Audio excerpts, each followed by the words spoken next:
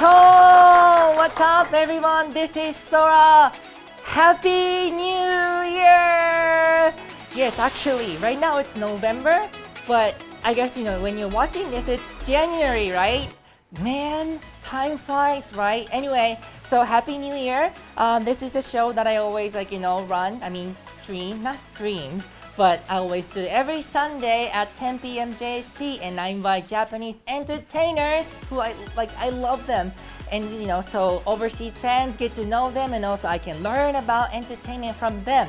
Okay, who's the guest for the first guest of 2021? Because I want to make this channel your main channel. ということで、2021年初めてのゲストはもうとんでもなく今回も豪華な方に来ていただきました、メイさんです。どうもよろしくお願いします。こんにちは、メイさん、はじめまして。はじめまして。どうぞお座りください。失礼します。すごい衣装素敵ですね。ありがとうございます。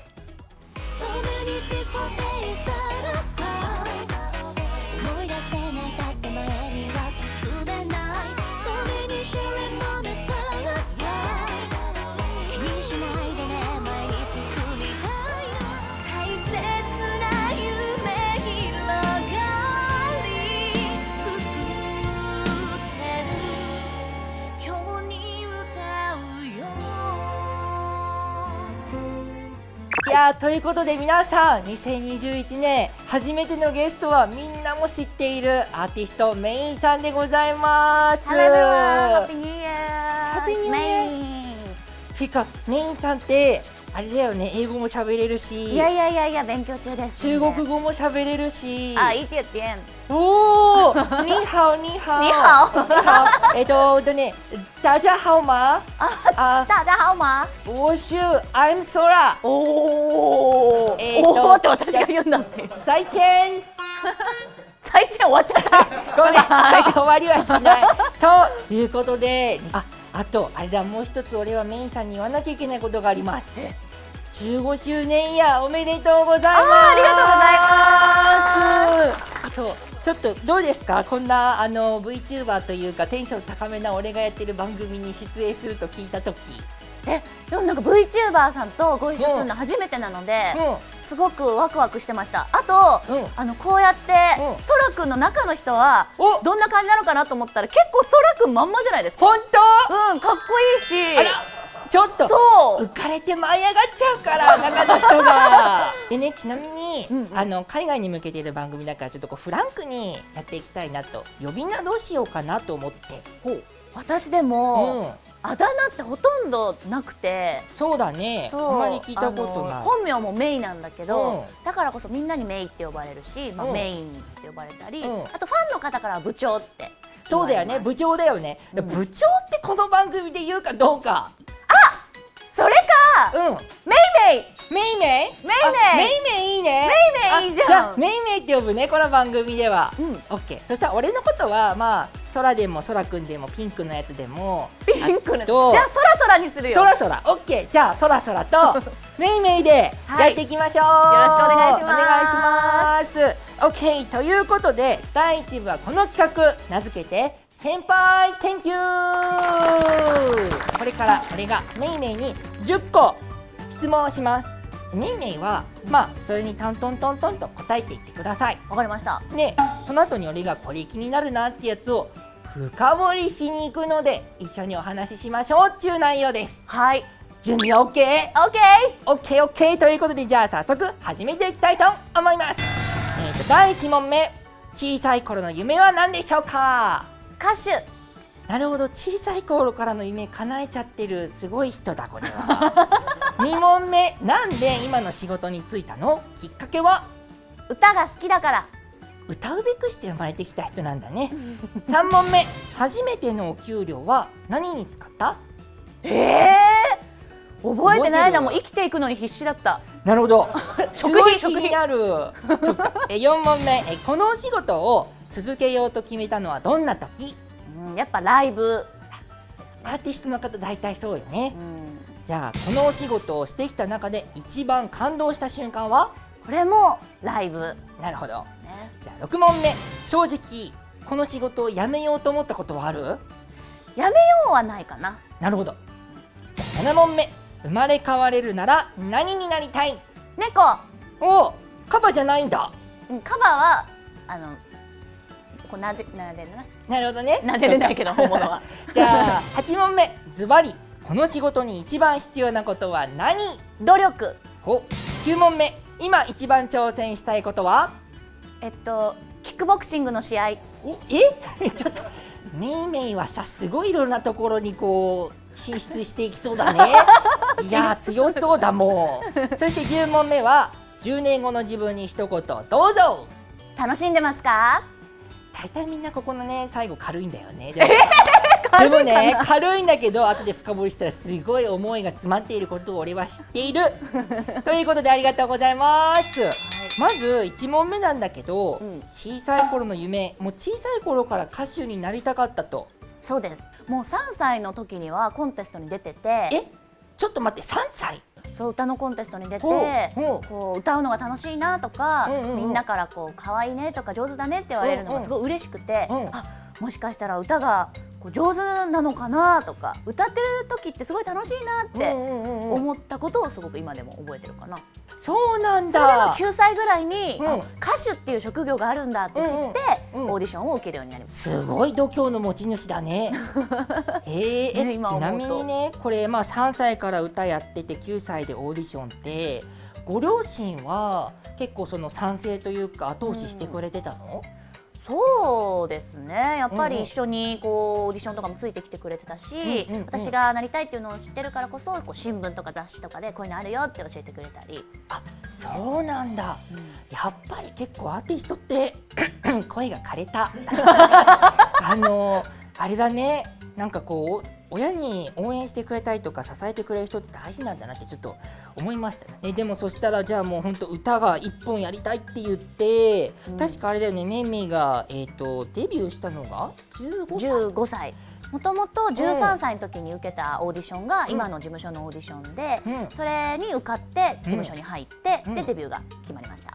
それは何かこう迷ったりはしなかったの？なんでかというと、ほら日本だとやっぱり高校ってこう受験があるじゃない？みんなこう受験でねこう勉強とかっていく中で、なかなか普通はできないことだなって思うんだけど、でも私は家で勉強する時間だったら歌の練習したいなって思ってて、それを親に言ったら、勉強しないと普通の会社には行けないんだよ、だけど歌手に絶対なるんだったら勉強しなくていいよって親が言ってくれて、じゃあ勉強しないって。ちょっとさそれすごいいいご両親だね。すごいよね、今思えば。なんかもうそんな楽観的なので大丈夫かって感じなんですけど。でもあれだね、めいめいのご両親の皆さんっておかしいな、ありがとうございます。こうして今こんなに素晴らしいアーティストが生まれているわけですよ。いや無事に歌手になれてよかったです。いやなれるだけでもさ大変だと思うけど、15年続けるって恐ろしいことだよ。いやありがたいですね、本当にそれは。そしてめいめいは初めて使ったお給料は何に使ったか覚えてないけれども必死に生きていたって。そう全然覚えてない。初めてのお給料ってでもいつだったの？何歳ぐらい？だから15歳ぐらい。なるほどね。その時結構大変な時期だったから、もうとにかく生きて、歌出してっていうのに必死だったんだね。そうですね。でなんかその時には毎月定期的にライブをしていたんだけど、衣装さんとかがついてるわけじゃなかったから、衣装も自分のお給料内で買わなきゃいけなくて。自分で？そう、今はやっぱ衣装さんとかにいっぱい来ていただくっていうのもたくさんあるんですけど、その時お金がないのに衣装さんもいないっていう中で、だけど私の変なプライドで、毎月ライブをしてんだったら毎月違う衣装がいいって思ってお金がないのに服ばっか買って、そうだから衣装とかメイク代とかもうそういうのにひたすら消えてきました。自分でその時は？そうですそうです、もちろん。うわすごい。そして多分めいめいのことを知ったことがある人って大体多分その後の2008年ぐらいだったね。そうですね、2008年。マクロスフロンティアの俺も大好きよ。本当シェリル・ノームの歌というところでめいめいが抜擢されて、結構本当シェリルってすごく重要なキャラクターだと思うんだけど、それの声というかその歌声をやりますっていうお仕事が来た時、どういう感情というか思い出が？もともと私そのデビューをしたもののもうお仕事も全然なくて、もっともっと本当は歌いたいのになって、やっぱり歌う場所をすごく探していた時期で、でそんな中でシェリルの歌声役を探してますって聞いて、まだ他にもちょっと候補の方いらっしゃるんですけど、オーディションみたいなものに参加しませんかってお誘いをもらって、でもいつの間にかその、受かってたというとあれですけど、すごいよね。そう選んでいただけて、でその後にそのシェリルの絵とかを見せてもらったら、もう銀河ナンバーワンスターっていう女の子なので、そう銀河の妖精。俺と同じピンクの頭。ああ、